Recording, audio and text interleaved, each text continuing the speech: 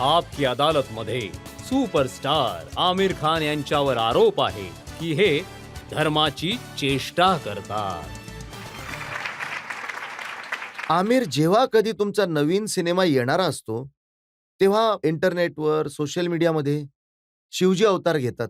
हो, लोक हो. त्यांचे छायाचित्र पोस्ट करतात. हो, पीकेचा हो, तो हो. सीन पोस्ट करतात. म्हणतात, की बघा आमिर हं. खानने हिंदूंचा अपमान केला, हिंदू धर्माचा हो, अपमान केला, हो, शिवजींना पळताना हो, दाखवलं, बाथरूममध्ये हो. दाखवलं. नाही, हे बघा, हे चुकीचं बोलतात ते. आम्ही कुठल्याही धर्माच्या विरुद्ध नाही आहोत आणि आम्ही प्रत्येक धर्माचा खूप आदर करतो आणि जे धार्मिक लोकं आहेत, त्यांचा सुद्धा आम्ही आमच्या मनामध्ये खूप आदर आहे. तो सिनेमा केवळ आम्हाला एक गोष्ट सांगता येते, की जे लोक धर्माचा चुकीचा फायदा घेतात आणि सामान्य माणसाला मूर्ख बनवतात आणि त्यांच्याकडून पैसे उकळतात, वेगवेगळ्या गोष्टी करायला लावतात. त्याच्यापासून वाचण्यासाठी तो सिनेमा होता आणि असे लोक तुम्हाला प्रत्येक धर्मामध्ये सापडतील. तर या सिनेमाचा एकच पर्पज होता, की बाबा जे लोक चुकीचं करतायत त्यांच्यापासून वाचून राहा. धर्माच्या विरुद्ध नाहीये तो सिनेमा. मग ट्रोल्सने खूपच बदनामी केली पीकेची. माझ्या मागेच लागलेत रजतजी, काहीतरी करा ना तुम्ही.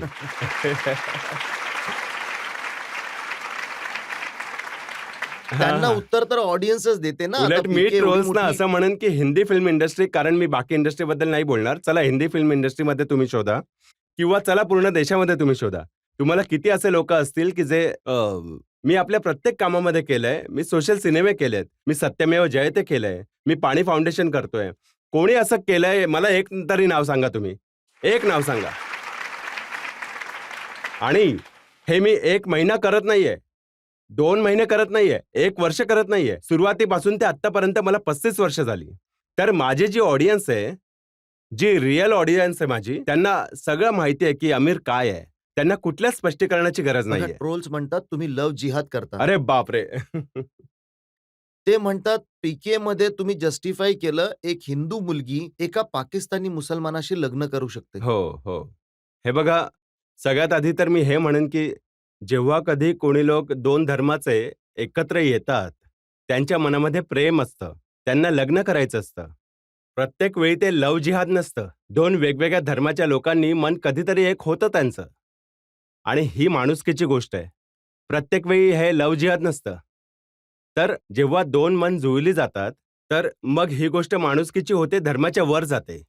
मी तुम्हाला सांगतो, माझी बहीण निखत, त्यांचं लग्न झालंय संतोष हेगडे बरोबर. ते हिंदू आहेत. तर याला तुम्ही लव्ह जिहाद म्हणाल? माझी लहान बहीण फरत, तिचं लग्न झालंय राजीव दत्ता बरोबर. ते हिंदू आहेत. माझी बहीण मुस्लिम आहे. तर याला तुम्ही लव्ह जिहाद म्हणाल? माझी मुलगी आयरा, आता काही काळापूर्वी तिचं लग्न झालंय नुपूर बरोबर. Love is the biggest thing on the earth. ते तर हे म्हणतात, की आमिर खानच्या पहिल्या बायकोचं नाव रीना, हो, हो. दुसरीचं नाव किरण, येणारीचं नाव गौरी.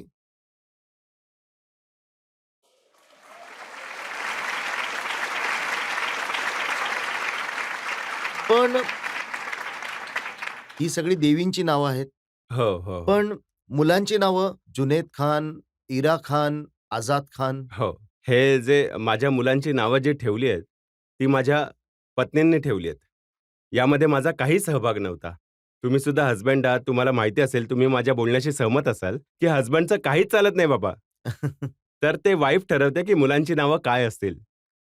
तर रीनाने ठरवलंय जुनैद आणि आयराचं नाव आणि मी तुम्हा लोकांना सांगतो, की आयरा जे आहे is another name of Saraswati. Iravati ऐकलंय तुम्ही लोकांनी? तर त्याचा शॉर्ट फॉर्म आहे Ira. But Reena wanted to pronounce it Ayra. आता या सगळ्या रीनाच्या गोष्टी आहेत. यामध्ये माझा काहीच सहभाग नाहीये. तर त्या म्हणाल्या आहेत, की हे नाव असेल. मेनका गांधींचं पुस्तक आहे, बुक ऑफ हिंदू नेम्स. तिथून आयराचं नाव ठेवलंय. तर आयराचं जे नाव आहे it's another name of Saraswati. Azad जे किरणनी नाव ठेवलंय, ते त्यांनी यासाठी ठेवलंय, की आम्ही मौलाना आझाद यांच्या फॅमिलीतून आहोत. आणि त्यांनी आपल्या देशासाठी देश आझाद व्हावा म्हणून बऱ्याचशा कुर्बानी दिल्यात.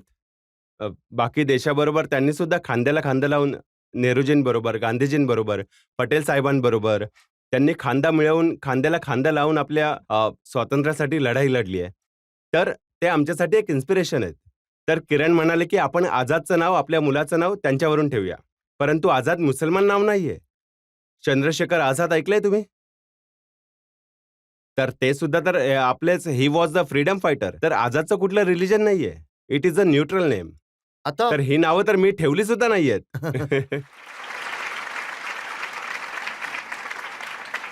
दुसरीकडचे लोक आहेत हो, ज्यांना इस्लामिक ट्रोल आपण म्हणू शकतो. हो, ते म्हणतायत की बहिणींचं लग्न हिंदूंशी लावलं, हो, हो, मुलीचं लग्न हिंदूशी केलं, हो. हा तर काफिर निघाला. आता बघा, गोंधळ असा आहे की दोन्हीकडचे ट्रोल्स जे आहेत ते मला अटॅक करतात. हे असं म्हणतात, ते असं म्हणतात. तर दोघांनाही वाटतं मी चुकीचा आहे. जेव्हा दोन्हीकडच्या ट्रोल्सना वाटतं की मी चुकीचा आहे, तर तर आपल्या सगळ्यांना समजायला पाहिजे की मी बरोबर आहे. जे जे मुस्लिम सपोर्टर्स ट्रोल्स आहेत, हो. ते असं म्हणतायत की गजनीपर्यंत तर हा ठीक होता. त्यानंतर हा विसरला की हा मुसलमान आहे.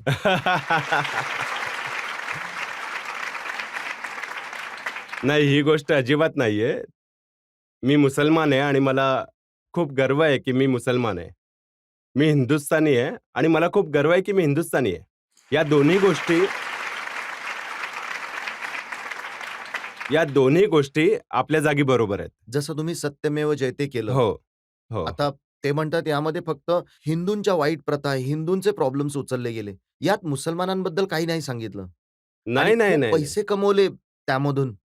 अरे, एकतर मी पैसे कमावले नाही, गमावले आहेत मी. कारण आता हे चांगलं नाही वाटत बोलणं.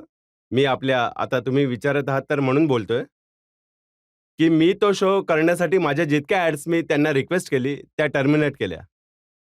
खूप मोठी रक्कम होती या सगळ्या गोष्टी म्हणजे जी माझी अपब्रिंगिंग आहे, माझ्या आईने जे शिकवलंय ते सगळं बोलणं खूप अवघड असतं माझ्यासाठी, परंतु खूप मोठी रक्कम होती. जी रक्कम मला त्या शोमध्ये काम करण्यासाठी मिळत होती, त्यापेक्षा काहीतरी 6-7 पट जास्त मोठी रक्कम होती, जी मी गमावली आहे. मी मस्करी नाही करत आहे. आणि माझे जे आजूबाजूचे जे माझी टीम आहे ते खूप नाखुश होते माझ्यावर, की तुम्ही तुमचं नुकसान करताय. एकतर तुम्ही सिनेमे नाही करत. त्यावर तुम्ही शो करताय जो म्हणजे गेम शो नाहीये. तुम्ही सोशल मेसेजेसचा शो करताय. त्यावर तुम्ही तुमचे पैसे घालवत आहात. स्वतःचे पैसे लावत आहात. तर तुम्ही हे चुकीचं करत आहात. बाकी ही वेगळी गोष्ट आहे, पण मी आता शोबद्दल बोलतो. शोमध्ये आम्ही समाजाच्या विषयांवरती आम्ही प्रकाश टाकण्याचा प्रयत्न केलाय. आम्ही स्वतः समजून घेण्याचा प्रयत्न केलाय, की आपल्या समाजामध्ये काय-काय अडचणींचा आपण सामना करतो. तुम्ही हिंदू असाल किंवा मुसलमान असाल, या दोन्ही गोष्टी आपण तर एकाच देशामध्ये राहतो. आपण एकाच समाजात राहतो. तर ज्या गोष्टी समाजामध्ये आपल्याला त्रास देतात, तर त्या हिंदूंनाही देतात, मुसलमानांनाही देतात, शीखांनाही देतात आणि ईसाईंना सुद्धा सगळ्यांना त्रास होतो. तर त्या शोमध्ये उलट माझे जास्त तर टॉपिक्स होते, I think on woman issues जे जास्त टॉपिक्स होते. तर ते तर दोन्ही धर्माच्या वुमेन्समध्ये ते इश्यूज आहेत. आता डोमेस्टिक व्हायलन्स घ्या, या सगळ्या गोष्टी तर त्या शोमध्ये तर असं अजिबात धार्मिक अजिबात नव्हतं. हो. हं. आता हे तर लोक विचार करतील ना, की हा कसा माणूस आहे, की अच्छा, चांगले मला याचे बरं सिनेमे आठवलं मला. तुम्ही बघितलं आहे सॉरी, सॉरी. तुम्ही तो सिनेमा बघितलाय सिक्रेट सुपरस्टार? ते त्यांचा धर्म काय सिनेमामध्ये जरा सांगा मला? तर मी काय म्हणतोय मग, असं काहीच नाहीये. आम्ही गोष्टी बनवतो आणि आम्ही सामाजिक टॉपिकवर मी ॲक्चुअली गोष्टी माझे जास्त करून प्रत्येक सिनेमा असा नाहीये. जास्त करून माझे सिनेमे सोशल थीम्सवर आहेत आणि ते का असतात? मी सुद्धा सिंगिंग आणि डान्सिंग करतो. माझ्या सिनेमांमध्ये सुद्धा आयटम गाणी असू शकतात. मी सुद्धा केवळ ॲक्शन सिनेमा करू शकतो. कुणी थांबवलंय मला? मला तर सगळे डायरेक्टर्स, प्रोड्युसर्स हे सगळे मला जे सिनेमे करायचे असतील ते करू शकतो. तरी देखील मी सामाजिक सिनेमा का चूज करतो? कारण माझ्या मनामध्ये आपल्या समाजासाठी, आपल्या देशातील लोकांसाठी खूप प्रेम आहे आणि मला वाटतं की आपलं आयुष्य चांगलं व्हावं. तर मी तारे जमीन पर बनवतोय. जेव्हा मी तारे जमीन पर बनवतोय, माझ्या आसपासचे लोक म्हणताय, की "तुम्ही काय डॉक्युमेंटरी बनवताय? रनिंग डिसेबिलिटी, डिस्लेक्सिया हे काय कोण बघेल? आणि तुम्ही इंटरव्हल नंतर येतायत सिनेमात. तर हा सिनेमा तर तुमचा नुकसान करणारा होणार. कोणी सुद्धा नाही बघणार, फ्लॉप होईल." बट मला बनवायचा आहे तो. कारण तो खूप इम्पोर्टंट टॉपिक आहे. तुम्ही विचार करा. लाखो मुलं आपल्या देशामध्ये जे आजपर्यंत सफर करताय, त्रासलेले असायचे. त्यांना ओरडा मिळायचा, त्यांना मारलं जायचं, त्यांचा अपमान केला जायचा. तर हा सिनेमा माझ्यासाठी खूप महत्त्वाचा होता, की बाबा हा आपल्या मुलांचा प्रश्न आहे. आपल्या आई-वडिलांचा प्रश्न आहे. आई-वडिलांना सुद्धा कळलं पाहिजे. माझ्या मुलाला अडचण आहे, त्याला रागवण्याची गरज नाही. त्याला माझ्या मदतीची गरज आहे. तर हे तर मी देशासाठी काम करतोय. तुमच्या बघा, लक्षात येतंय? जावेद अख्तर म्हणतायत, की एखाद्या फिल्मला फ्लॉप करण्यासाठी त्यामध्ये जे काही पाहिजे असतं, हं. ते तुम्ही तुमच्या फिल्म्समध्ये टाकता. त्यानंतर सुद्धा त्या फिल्म सुपरहिट्स होतात. हो, मला आठवतंय जावेद साहेबांनी लगानच्या वेळी आम्हाला खूप सांगितलं होतं, की हा सिनेमा नका बनवू, हा यशस्वी नाही होणार. आणि म्हणजे एक तासभर त्यांनी आम्हाला मार्गदर्शन केलं होतं. आम्हाला समजावलं होतं, की हा सिनेमा बनवू नका, हा यशस्वी नाही होणार.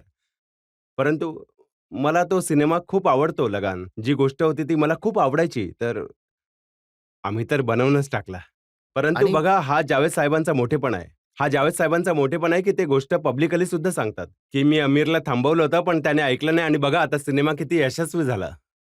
तर हो, एकदा असं झालंय. नाही, बऱ्याचदा असं अच्छा. झालंय. एक एक आणखी प्रश्न घेऊ शकतो आपण. हो, हो, हो, हो. माझा तुम्हाला प्रश्न आहे, की सोशल मीडियावर काही लोक सतत बॉयकॉट करत असतात. हं, तुम्हाला हं, त्याचा हं, काही हं. फरक पडतो का? मला वाटतं, की देशाची जी जनता आहे ती मला चांगली ओळखते. ट्रोल्स प्रयत्न करतात. आपलं करतात ते प्रयत्न. तर माझ्या ऑडियन्सवर माझा पूर्ण विश्वास आहे. आणि चांगली गोष्ट ही आहे, की किंवा ती पीके असो किंवा मग ती दंगल असो, बऱ्याचदा ट्रोल केलं, पण तुमचे हे सिनेमे हिट झाले. हो, नक्कीच, नक्कीच. कारण माझी ऑडियन्स जी आहे ती मला पूर्णपणे ओळखते आणि माझ्या ऑडियन्स बरोबर खूप खोल नातं आहे आणि हे नातं केवळ सिनेमामुळे नाहीये. हे नातं आहे ज्या प्रकारे मी माझं आयुष्य जगलोय. हो, माझ्याकडून चुका झाल्यात, कोणाकडनं होत नाहीत. माझ्याकडून सुद्धा चुका झाल्यात, परंतु मी माझ्या चुकांमधून